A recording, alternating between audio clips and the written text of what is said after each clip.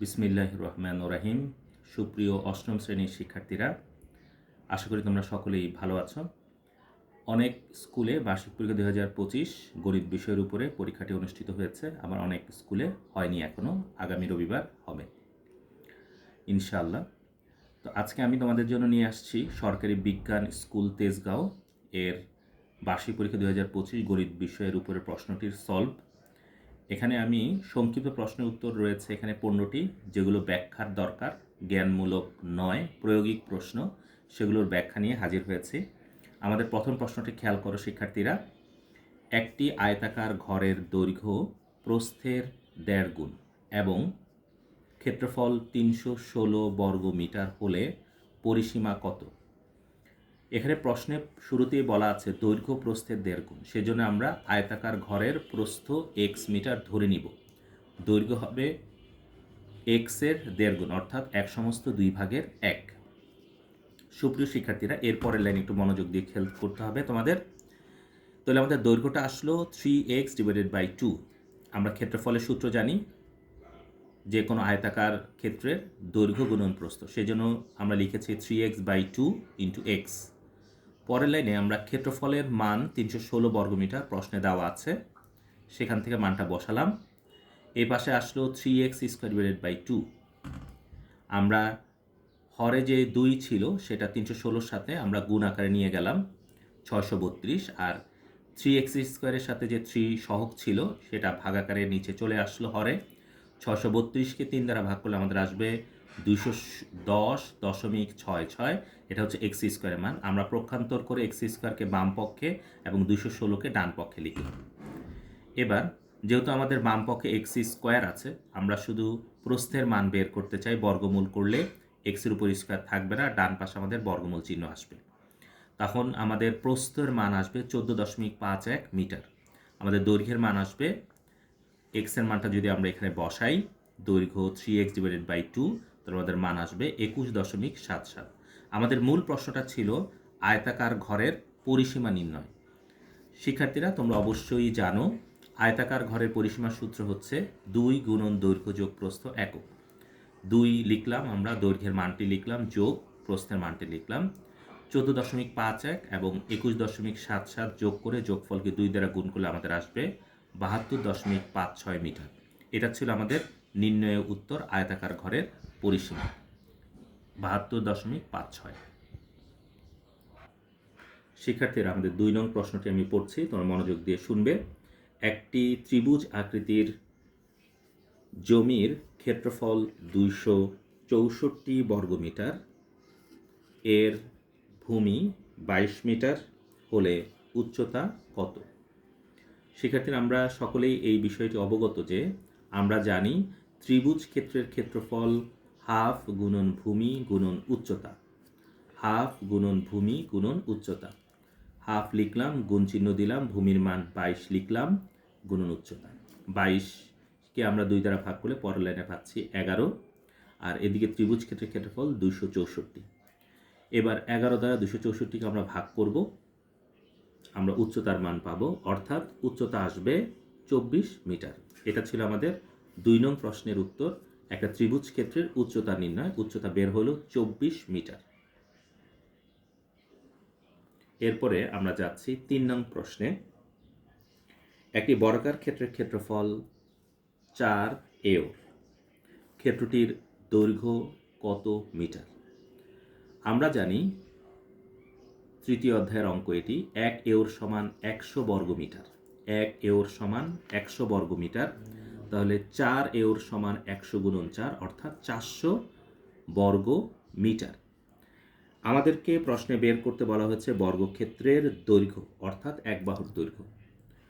আমরা জানি বর্গাকার ক্ষেত্রের ক্ষেত্রফল হচ্ছে এক বাহুর দৈর্ঘ্যের স্কয়ার। ক স্কয়ার সমান আমরা বিবেচনা করলাম 400 বর্গমিটার। তাহলে বর্গাকার ক্ষেত্রের এক বাহুর দৈর্ঘ্য ক হবে √400। 400কে বর্গমূল করে আমরা পাচ্ছি 20 মিটার, অর্থাৎ বর্গাকার ক্ষেত্রের দৈর্ঘ্য বের হয়েছে আমাদের 20 মিটার।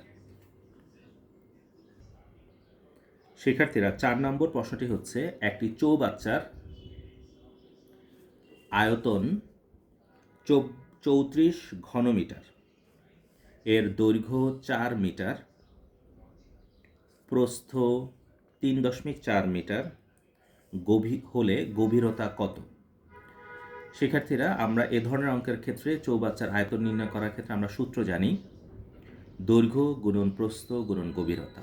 আবার বলছি শিক্ষার্থীরা, চৌবাচ্চার আয়তন দৈর্ঘ্য গুণন প্রস্থ গুণন গভীরতা। চৌবাচ্চার আয়তন আমাদের প্রশ্নে দেওয়া আছে 34 ঘনমিটার, দৈর্ঘ্য 4 মিটার, প্রস্থ 3.4, গভীরতা আমরা নির্ণয় করব।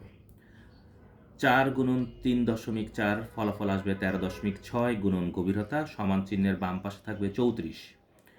13.6 বাম পক্ষে যখন যাবে ভাগাকারে যাবে, 34কে 13.6 দ্বারা ভাগ করব আমরা গভীরতা পাবো। গভীরতাকে আমরা বাম পক্ষে লিখলাম, 34 ভাগ 13.6 এর ফলাফল আসবে 2.5, সেটাকে আমরা ডান পক্ষে লিখলাম। অর্থাৎ আমরা চৌবাচ্চার আয়তন দেওয়া থাকলে, দৈর্ঘ্য দেওয়া থাকলে, প্রস্থ দেওয়া থাকলে আমরা গভীরতা বের করতে পারলাম 2.5 মিটার। শিক্ষার্থীরা, এখন আমরা যে প্রশ্নসমূহ নিয়ে আলোচনা করব সেগুলো বীজগণিত অংশের 5 নম্বর প্রশ্ন। আমাদের সমীকরণ অধ্যায়ের অঙ্ক থেকে আসছে। আমি প্রশ্নটি পড়ছি, শিক্ষার্থীরা মনোযোগ দিবেন। 9x - 7y = 13 এবং 5x - 3y = 9 দুইটি সরল সমীকরণ। দুইটি সমীকরণই সরল সমীকরণ, তাদের চলকের পাওয়ার 1 ঘাত বিশিষ্ট দুইটা সমীকরণে, সেই জন্য আমরা এটাকে সরল সমীকরণ বলি। ইনফরমেশনটা দিয়ে রাখলাম। প্রশ্ন হচ্ছে 0,0,-3 বিন্দুটি কোন সমীকরণকে সিদ্ধ করে? অর্থাৎ আমরা 1 নং সমীকরণের বাম পক্ষে x এর মান 0 এবং y এর মান -3 বসালে ডান পক্ষে 13 আসে কিনা যাচাই করব। 2 নং সমীকরণে x এর মান 0 এবং y এর মান -3 বসালে ডান পক্ষে +9 আসে কিনা আমরা যাচাই করব। দেখি আমরা কোনটাতে আমরা এটাকে শর্তটা ফুলফিল করে। আমরা প্রথমেই 9x - 7y = 13 কে 1 নং সমীকরণ ধরলাম। 1 নং সমীকরণের বাম পক্ষ আমরা লিখলাম 9x - 7y, x এর মান লিখলাম 0 বা 0, y এর মান লিখলাম -3। আমরা পাচ্ছি তাহলে এখানে +12। তাহলে আমাদের ডান পক্ষে আছে কত শিক্ষার্থীরা? +13। তাহলে ডান পক্ষের সমান 9।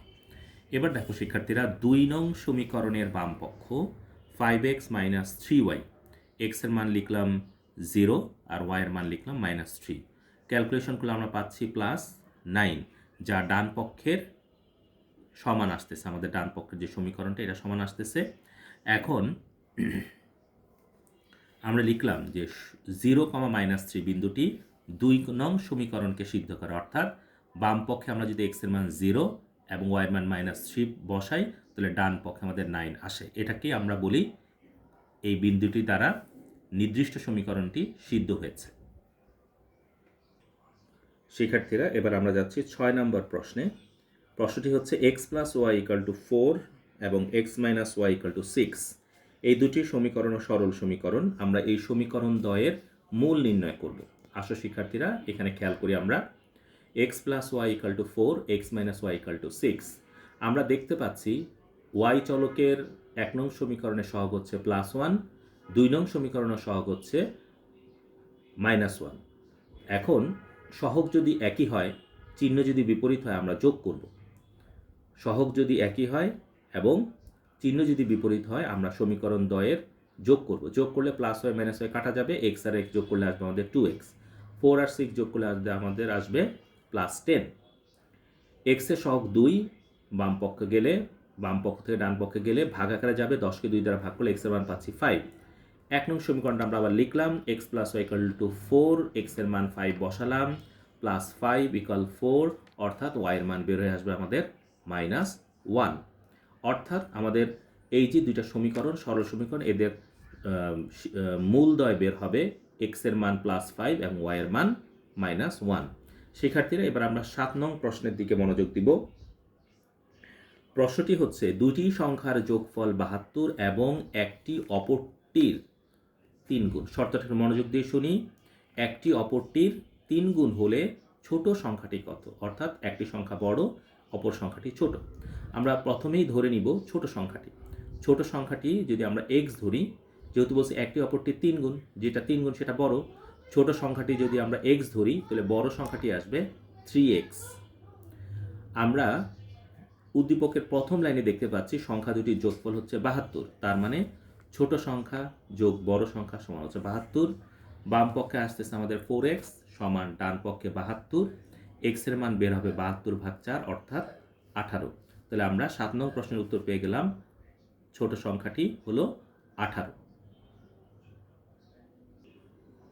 শিক্ষার্থীরা আমাদের এখানে দেখতে পাচ্ছ 9 নং প্রশ্ন। 9 নং প্রশ্নটি হচ্ছে সেট থেকে আসছে, সেট অধ্যায় থেকে।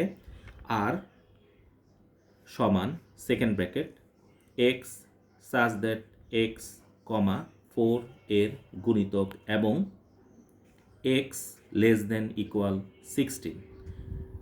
এক্স উপাদানগুলো এমন হবে যেগুলো 4-এর গুণিতক, অর্থাৎ 4-এর নামটা আমাদের বুঝতে হবে।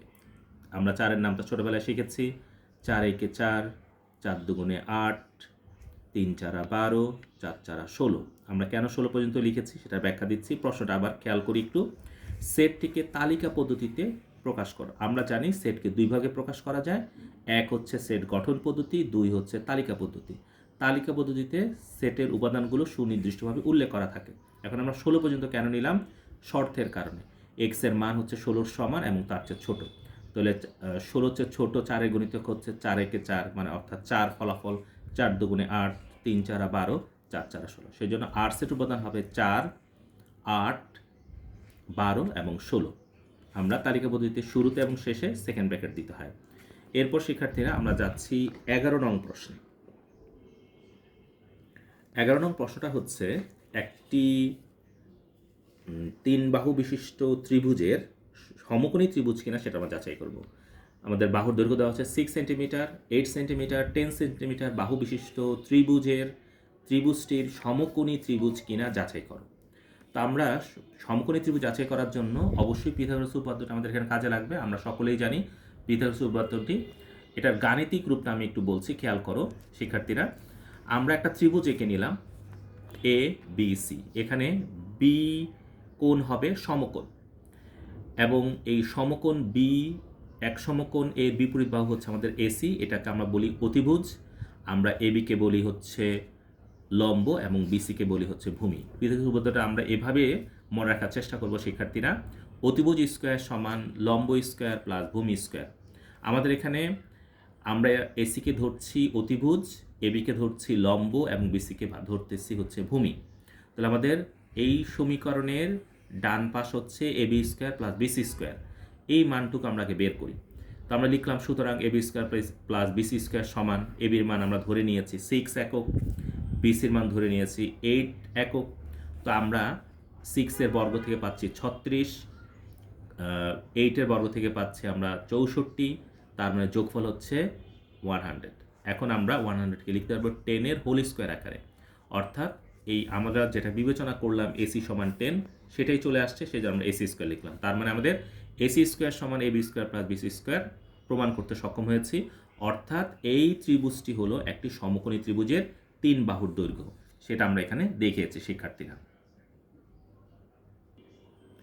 সুপ্রিয় শিক্ষার্থীরা, এবার 13 নং প্রশ্নটি পড়ছি, মনোযোগ দিয়ে শুনবে। একটি সিলিন্ডারের ব্যাসার্ধ 3 সেন্টিমিটার এবং উচ্চতা 4 সেন্টিমিটার হলে এর সমগ্র পৃষ্ঠের ক্ষেত্রফল কত? শিক্ষার্থীরা, আমরা সিলিন্ডারের বাংলায় আমরা বেলনও বলতে পারি। আমরা সেজন্য উত্তর করার সময় মাঝে মধ্যে বেলন বলবো, এতে কনফিউজড হওয়া যাবে না। এখানে বেলনের ব্যাসার্ধ আর সমান হচ্ছে 3 সেন্টিমিটার, উচ্চতা এইচ সমান হচ্ছে 4 সেন্টিমিটার। একটা বেলনের চিত্র তোমরা দেখতে পাচ্ছ। কেন্দ্র থেকে পৃষ্ঠ পর্যন্ত দূরত্ব হচ্ছে ব্যাসার্ধ। উপরের অংশটা একটা বৃত্তাকার বেলনের এবং তলার অংশটাও একটা বৃত্তাকার। কেন্দ্র থেকে পৃষ্ঠ পর্যন্ত দূরত্ব ব্যাসার্ধ এবং এই বিন্দু থেকে এই বিন্দু পর্যন্ত অংশ হচ্ছে আমাদের বেলনের উচ্চতা এইচ। চিত্রটি আশা করছি তোমরা খেয়াল করেছ। এবার আমরা সূত্রে যাচ্ছি। সিলিন্ডারের সমগ্র পৃষ্ঠের ক্ষেত্রফল 2 পাই আর ফার্স্ট ব্র্যাকেট আর প্লাস এইচ, 2 পাই ইন্টু আর এর মান 3 ফার্স্ট ব্র্যাকেট, আর এর মান আবার বসালাম 3 প্লাস এইচ এর মান হচ্ছে 4। এখন আমরা এখান থেকে বুঝতে পারছি যে 2 পাই ইন্টু 3 6 পাই, আর এখান থেকে ব্র্যাকেট থেকে আসবে 7। দুটাকে গুণ করলে আমাদের আসবে 42 পাই। এটাকে আমরা ক্যালকুলেশন করলে আমরা দশমিকে মান পেয়ে যাব। এরপর শিক্ষার্থীরা আমরা চলে আসতেছি আমাদের সর্বশেষ প্রশ্ন 15 নম্বরে।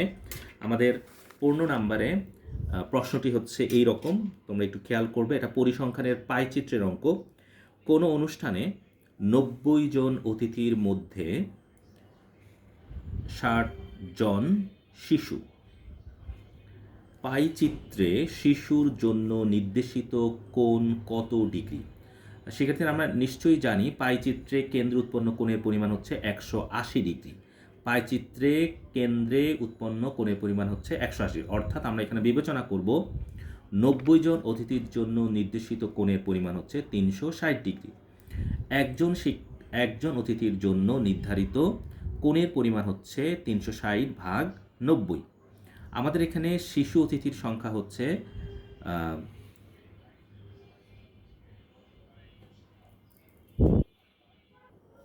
শিক্ষার্থীরা আমাদের এখানে শিশু অতিথির সংখ্যা হচ্ছে 60 জন।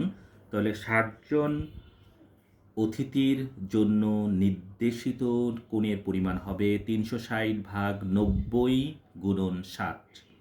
আমরা 9-এর পাশে যে শূন্য আছে এবং 36 পাশে শূন্য আছে কেটে দিলাম। 9 দ্বারা 36কে ভাগ করলে আমরা পাবো 4 গুণন 60। 4 ডিগ্রি গুণন 60 আমরা পাবো 240 ডিগ্রি।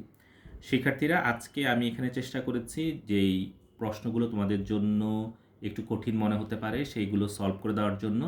আশা করছি এই ভিডিওটি তোমাদের বার্ষিক পরীক্ষার প্রস্তুতিতে অত্যন্ত সাহায্য করবে। আমাদের চ্যানেলটি হচ্ছে mathematics teaching home YouTube channel.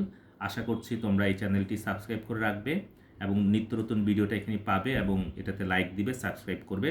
সকলকে ধন্যবাদ। আসসালামু আলাইকুম ওয়া রাহমাতুল্লাহ।